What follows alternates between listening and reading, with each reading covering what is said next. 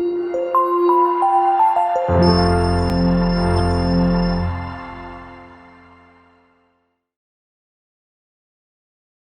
pessoal! Muito bom ter vocês aqui hoje, o nosso Audio Talks com o Eduardo que aceitou gentilmente o convite para a gente falar um pouquinho sobre a reinvenção do varejo automotivo. Eduardo, muito obrigado pelo aceite.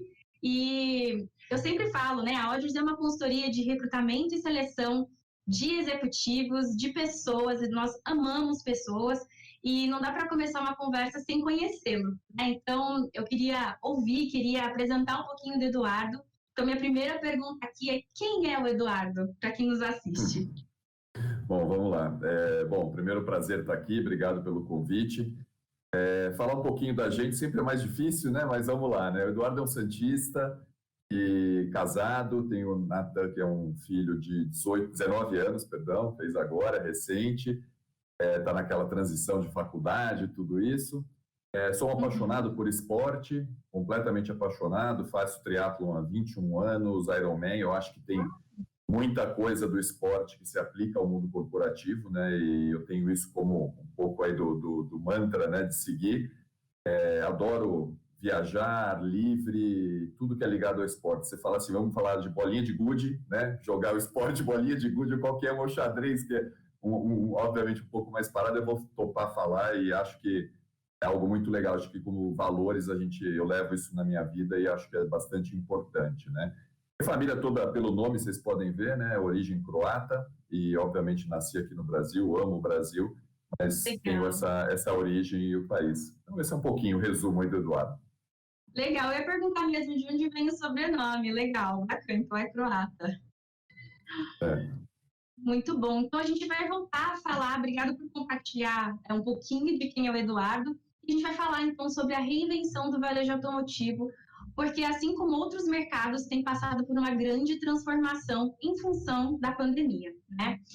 Minha primeira pergunta é um pouco sobre o comportamento do consumo, né? Porque ela mudou muito, né? Então, ouvir um pouquinho de você, o quanto que esse mercado automotivo online, como ele tem reagido a essas mudanças, né?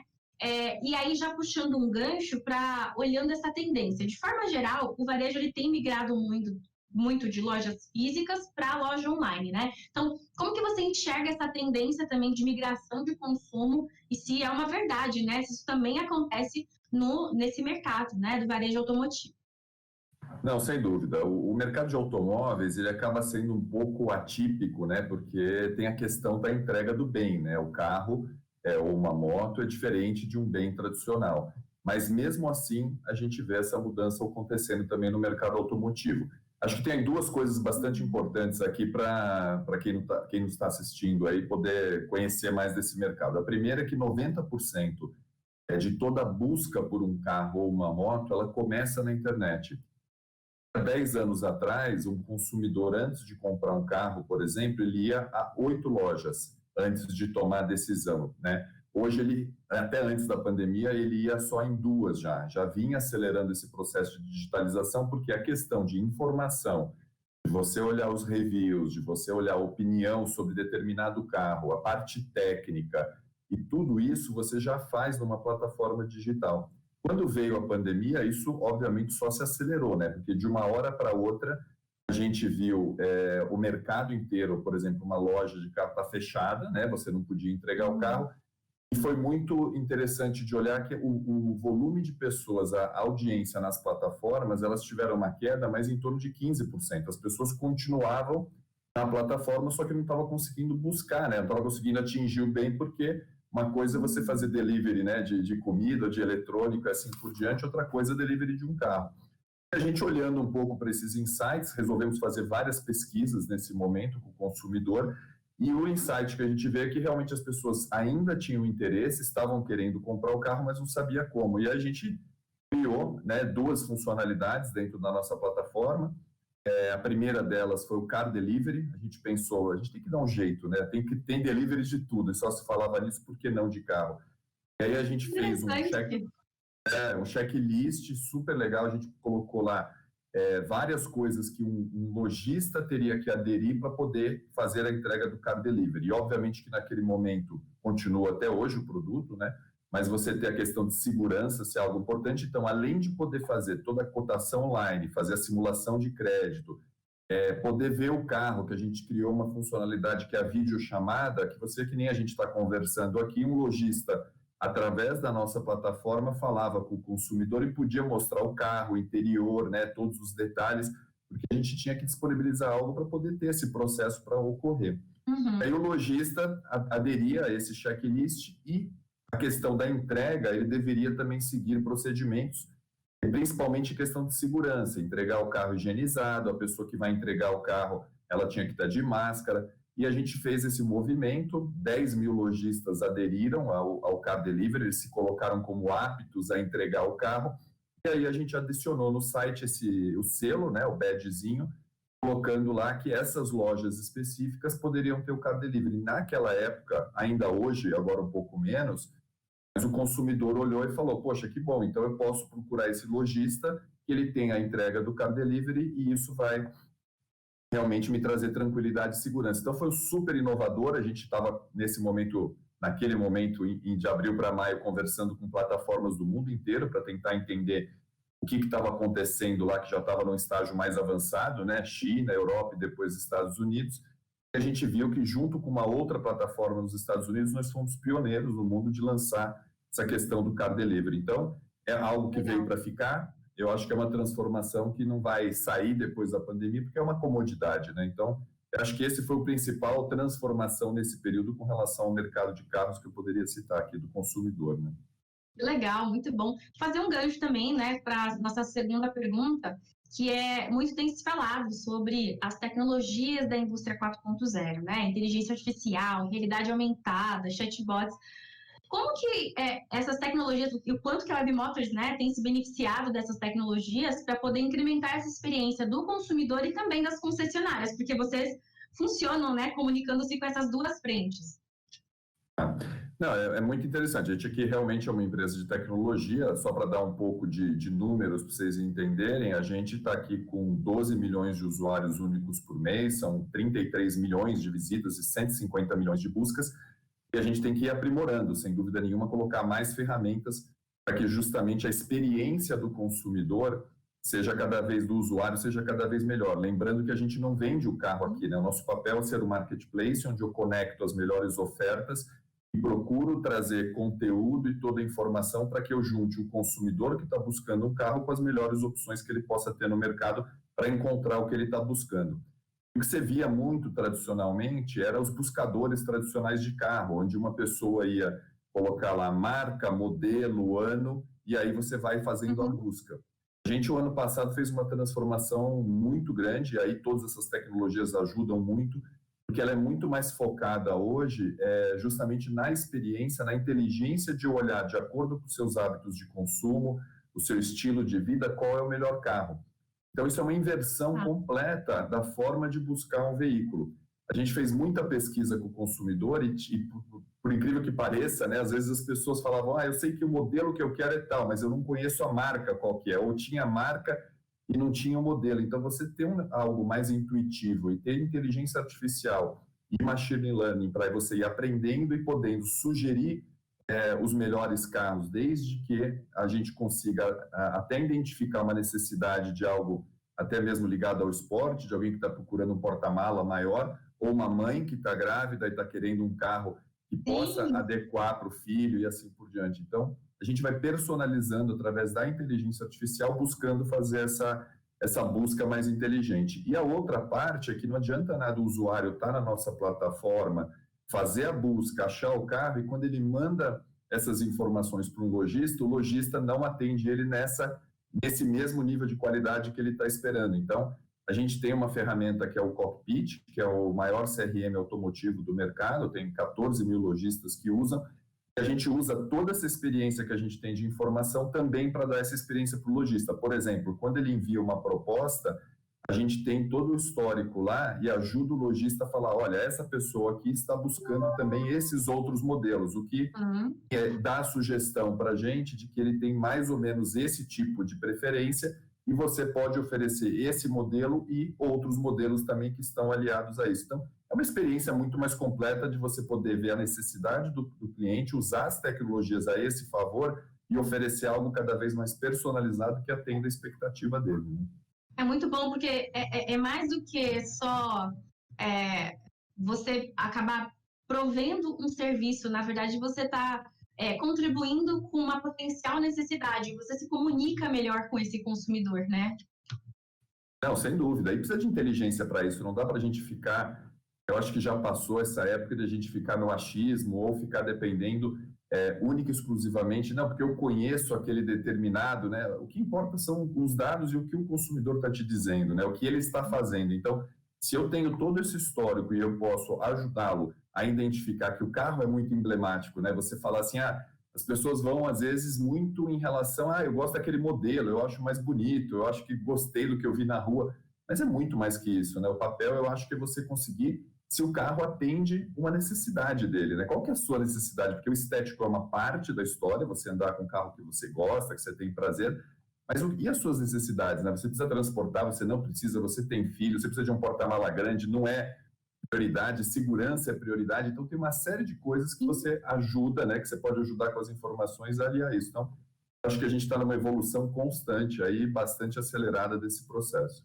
E é legal porque você vê que até um comportamento que você acaba mostrando para o consumidor, talvez por uma tendência, aquilo que talvez não estava tão claro para ele, né? Então, para uma mãe pode ser espaço, ela não vai se importar tanto com o design do carro. Talvez para um pai, dependendo da faixa que ele tá, vai ser uma outra necessidade, né? Um jovem. Então, é muito legal isso, muito bom. Bem, a gente vai falar um pouquinho sobre futuro agora, mas é um tema que está muito no presente, que é a sociedade 5.0. Tem se falado cada vez mais sobre esse tema, né? E um dos critérios é falar sobre sustentabilidade, né, para o meio ambiente, para o mundo, obviamente, e como os negócios eles acabam convergindo e conversando com isso, né? Pensando nisso, um pouco do que a gente está falando agora sobre novas tecnologias, né? Como você acredita que a tecnologia e a inovação ela pode contribuir para uma mobilidade inteligente?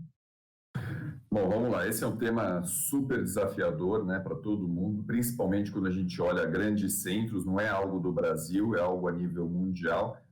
E eu vou separar aqui dois pensamentos, vamos dizer assim, o que já está ocorrendo, né, e já tem coisas que às vezes a gente acha que é muito futurista, mas que ela já é realidade, e as Legal. coisas que talvez aqui no Brasil vão demorar um pouquinho mais para ocorrer, né. Eu acho que primeiro que, obviamente, que você pega uma cidade que nem São Paulo e grandes centros, né, e de uma forma geral, várias capitais a nível Brasil, você vai ter um desafio muito maior porque a gente está, obviamente, num cenário atípico de pandemia, onde a circulação está muito menor, mas a gente já nota que o trânsito voltou e que a mobilidade ela já está acelerando bastante nesse momento. Verdade. Então, eu acho que tem várias coisas em termos de dados que eu acho que tem uma inteligência de onde a população se mexe, vamos dizer assim, se desloca na cidade, para você começar a tomar decisões, desde a parte do governo até as empresas privadas, e tentar atender essas necessidades a partir desses dados. Você já começa a ter várias plataformas aqui no Brasil para identificar, será que faz sentido a gente colocar uma estação de metrô naquela região, se você não entender como é que é o fluxo da cidade, você não usar de inteligência e tecnologia para poder ver de que forma você pode atender melhor essa população. Então, eu acho que isso a gente está num processo evoluindo bastante forte, obviamente, em alguns países mais acelerados. Eu vou dar um exemplo da Austrália, né? Eu tenho um sócio aqui que é australiano, da Web Motors, é Santander e a Car Sales, que é o maior marketplace australiano. E lá eles desenvolveram uma plataforma já conectada com transporte público, com tudo, onde você coloca de um ponto ao outro onde você deseja ir e você tem uma única experiência numa única plataforma onde ele dispara conexões, seja lá com outros modais, seja lá carros por aplicativo, seja lá o seu carro próprio ou transporte público, dizendo qual é a melhor rota para você chegar de um ponto ao outro. Você precisa de tecnologia, você precisa de inteligência, mas já é realidade, isso já acontece. Até você ter as tecnologias que a gente olha mais, né, que é vamos dizer assim, que chama mais atenção, que é a questão dos carros elétricos, carros autônomos, que além de poder proporcionar uma inteligência maior para a mobilidade dentro da cidade, você tem um menor impacto ambiental. Então, o que acontece com o carro elétrico, obviamente, realidades distintas, né? Você tem um movimento muito acelerado na Europa, o qual com metas bastante agressivas para serem atingidas, e, obviamente, aqui No Brasil, você tem uma disparada muito grande da procura dentro da plataforma, o crescimento é exponencial das pessoas se interessando pelo carro elétrico, mas ainda numa base bastante pequena, né? Você tem alguns pontos aqui da questão do custo do carro, que vai cair, a tecnologia é inevitável. Hoje, você tem um carro elétrico bastante caro ainda por causa da bateria, que é um componente que vem caindo ao longo do tempo, e toda tecnologia, quando surge como uma novidade, ela é cara, você começa a ganhar escala e ela vai ficando barata. Então, imagina uma frota inteira estar se renovando para carro elétrico, e a indústria toda se movendo, né? Ela vai ter essa renovação. Então, isso vai ocorrer. O carro autônomo, você já tem um processo bastante acelerado, inclusive na China, com várias iniciativas durante a pandemia, de entregas, de medicação, são várias aqui, desde cidades nos Estados Unidos.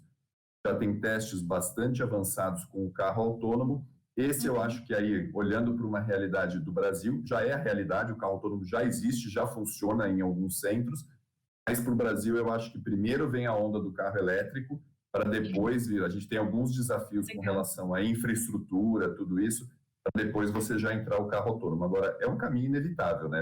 Ele vai ocorrer, uma linha do tempo talvez um pouco mais alongada, dependendo dos incentivos que você tem em cada país. Legal, muito bom ouvir um pouquinho sobre isso. Bem, a gente falou agora sobre tecnologia, falamos sobre inovações, que faz muito sentido até nessa pauta de transformação digital, né, nas empresas, mas a gente tem que sempre lembrar que tudo isso só faz sentido quando a gente tem pessoas fazendo, né? Tem que considerar o aspecto humano. Afinal, as pessoas são peças-chaves, né, para que isso aconteça. Então, pensando nisso, eu queria que você pudesse dividir com a gente, né, a sua visão de quais são as competências chaves, né, para poder garantir que o profissional se dê bem nesse cenário de transformação, de inovação. Tá, bom, como tudo, né, a transformação está sendo bastante rápida e, óbvio, quando a gente olha os skills e os perfis de profissionais e de pessoas para essa realidade também mudou, né? Se o mercado muda do ponto de vista de evolução, de modelo de negócio, você olha até mesmo o que está acontecendo, é algo que a gente fica muito falando da pandemia, mas já vinha num processo bastante forte, né? Então, você já tem a questão da tecnologia da internet já substituindo bastante coisa, mas não é que vai acabar. Eu acho que tem que se adaptar ao ser humano, passar por um processo de transformação e entendimento, skills, né, que estão necessitando, que o mercado está super aquecido. Por exemplo, se você perguntar para qualquer empresa de tecnologia, se desenvolvedor, se engenheiro de dados, se justamente QA, pessoas que cuidam de vários, aqui eu poderia citar pelo menos uns 6, 7 funções, a gente está escasso no mercado. Você não tem profissional, você tem uma busca muito grande. Minha dica aqui porque eu acho que tem muito profissional hoje que tem uma capacidade de gestão muito boa, você tem lá os seus skills, mas que você precisa, às vezes, abrir um pouco o seu olhar, se interessar, estudar, fazer uma capacitação, às vezes, um pouco mais técnica na parte de tecnologia, porque juntando, que eu acredito muito nisso, juntando uma capacidade de gestão com o teu conhecimento de tecnologia, saber que o consumidor mudou, que ele tem um outro modo de ver as coisas, eu acho que você tem grande chance de ter sucesso profissional. Agora, se você ficar realmente achando que o modelo vai ser absolutamente todo ele, a gente fala um pouco analógico, né, do ponto de vista só físico, os canais de venda e assim por diante, vai ficar para trás. Realmente vai sobrar profissional desse e vai faltar profissional nessa metodologia. E eu citaria aí, vamos dizer assim, que acrescentaria mais um ponto aqui, que eu acho que tem algo que a gente vê muito dentro das novas gerações, que é o conhecimento técnico, aí sim uma familiaridade muito mais grande, ele já nasce dentro da tecnologia e, consequentemente, é mais fácil. Se você junta isso com a tua capacidade de liderança, você realmente aí está ocupando um espaço que eu acho que daqui a alguns anos a gente vai ver uma falta. Então, se você me fala assim, Eduardo, me dá uma dica de como é que eu poderia me posicionar, onde a gente vai ter talvez uma falta de profissional com essa qualificação. Eu colocaria isso, a questão de você ter um pouco dessa parte técnica, você entender o digital, mas você aliar isso à capacidade de colaboração, de você mobilizar pessoas, de você liderar, porque no fundo, que nem você bem falou, a gente tem a tecnologia, você tem tudo aí à sua mão, mas quem monta isso, os algoritmos, quem desenha, você não faz nada sozinho, você tem que trabalhar em times, todo mundo está orientado hoje em trabalhar em squads, né, dentro de tecnologia. Mas se você não consegue fazer a questão de entender de gente, fazer mobilização, fazer justamente trabalhar em conjunto, por exemplo, uma qualificação que eu olho muito aqui na hora de fazer contratação. Então, temos que juntar essas duas coisas. A gente não vai matar, não adianta ficar só com uma ou só com outra. A gente tem que ir mais ou menos nessa direção. Esses profissionais eu acho que vão ter bastante espaço e vão ser diferenciais. Já são agora e vão continuar por alguns anos aí como sendo, vamos dizer assim, que preferidos, né, e buscados muito no mercado. Muito bom. Eu faço muita comunicação para esse mercado e eu percebo essa importância do protagonismo da pessoa ao longo da carreira. E não necessariamente estar num cargo de liderança, né? Mas para poder ter essa liderança frente a projetos, a trabalhos, a demanda, ao que o mercado está trazendo. Então, isso é uma característica muito importante mesmo. Muito bem, a gente está finalizando e eu acho que é importante ouvir um pouquinho da mensagem, né? Você quer deixar uma mensagem, uma reflexão para quem assiste a gente? Bom, a mensagem não poderia ser diferente do que ligada aos últimos meses, né? Eu acho que a gente, como pai de família, como mãe, como qualquer membro, qualquer papel que você exerça, tanto na vida pessoal quanto na vida profissional, acho que a gente passou por um teste incrível e está passando ainda, né? Menor intensidade, talvez, porque não que tudo já se resolveu, mas eu acho que a gente já começa sabendo lidar um pouco mais, né, com essa situação inesperada, mas a gente teve que ter uma resiliência incrível nesses últimos meses. E eu acho que a palavra final aqui é que seja lá na sua vida pessoal, profissional, conhecimentos que a gente adquiriu, quanto mais resiliente você ficou, e os aprendizados que a gente teve nesses meses de pandemia, a gente tem que ficar com as coisas que realmente foram boas. Daí você olhar para trás e falar, por que eu tenho voltar a fazer determinadas coisas que realmente hoje a gente descobriu que dá para fazer de outro jeito. E vou dar 2 exemplos aqui. Desde você, em casa, jogar jogos antigos, né, jogar um banco imobiliário ou qualquer outro dos jogos mais tradicionais, né, com o seu filho, que a gente achava que era... ele não vai querer saber disso, né? E eu escutei vários depoimentos muito legais de pessoas fazendo isso durante a pandemia, que está mais em casa. Então, por que não ficar com essa prática, né, e continuar com essa prática algo eterno, desde como a gente se virou e como as empresas conseguiram ficar funcionando de uma hora para outra, você tendo que fazer isso à distância. Por que precisa de uma hora para outra voltar ao normal? Eu acho que tem que tirar os aprendizados, a capacidade que a gente teve de empreender, de inovar, de realmente de uma necessidade de um momento absolutamente singular na história da humanidade. Você buscou os recursos necessários para passar por esse momento e fique com isso, faça isso entrar no seu DNA, tanto em modelo de negócio quanto em skills. Eu acho que esse é o grande aprendizado que a gente tem que olhar para esses meses, pegar esse lado positivo, colocar ele dentro da gente e falar, isso aqui eu vou absorver e eu não preciso voltar para o modo anterior que eu fazia anteriormente, para tudo, tanto para a vida pessoal quanto para a vida profissional. Tá certo. Eduardo, muito, muito obrigada por compartilhar um pouquinho de toda essa visão de mercado, de futuro, considerando esse aspecto humano. Acho que isso contribui bastante para as pessoas. Então, muito obrigado e a gente vai se falando. Eu que agradeço, muito obrigado e boa sorte a todos.